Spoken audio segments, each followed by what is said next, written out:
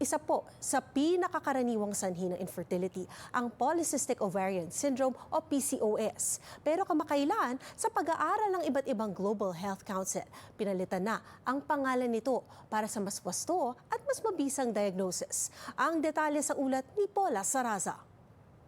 Mula sa kilalang PCOS o Polycystic Ovary Syndrome, pinalitan na ng global experts ang pangalan ng hormonal disease, PMOS o Polyendocrine Metabolic Syndrome. Mas wasto umano kung titignan ang malawak na sintomas at definisyon ng sakit. Hairy like sa legs ko, marami akong buhok.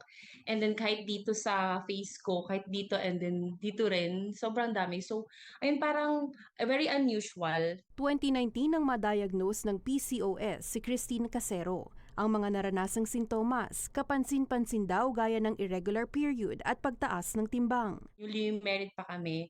And then, so ayun nga, 5 months na walang menstruation. And then nagtry ako mag-PT, parang twice, pero ayun is negative.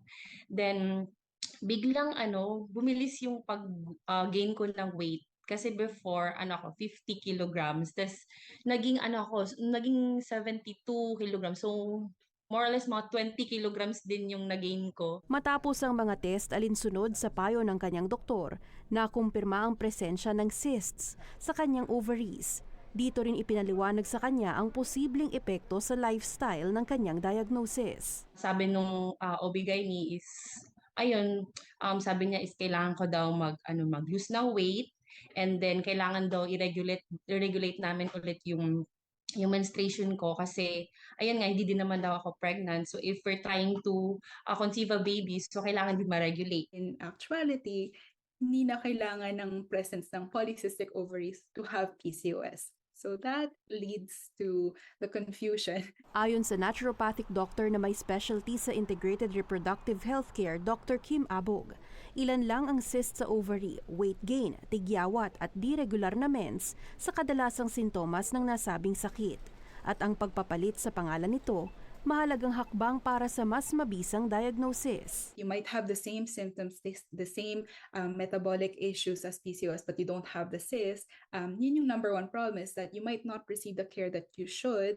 And nagiging problema yan over time kasi ang nare-reveal natin ngayon is that multi-system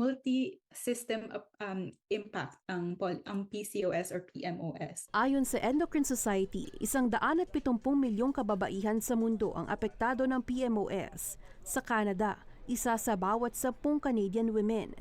Sa pahayag ng isang endocrinologist sa City News, dahil sa pagpalit ng pangalan, mas matututukan daw ang endocrine at metabolic system. The hope is that with the name change and with the increasing awareness, we can narrow the treatment gap and actually pick up more of these women with the diagnosis and try to improve their outcomes. Bagamat wala pang lunas sa PMOS, nakakatulong ang treatment sa remisyon ng mga sintomas. But the treatment is very different for everybody, pero ang central focus is paano natin ma-regulate yung hormone levels, paano natin ma-support yung atay, paano natin ma-support yung insulin levels para hindi tayo at risk for diabetes and complex heart issues. Mahirap din siya pag nagkaroon kasi kailangan talaga yung self-discipline and then big changes talaga. Paula Saraza, Omni News, Toronto.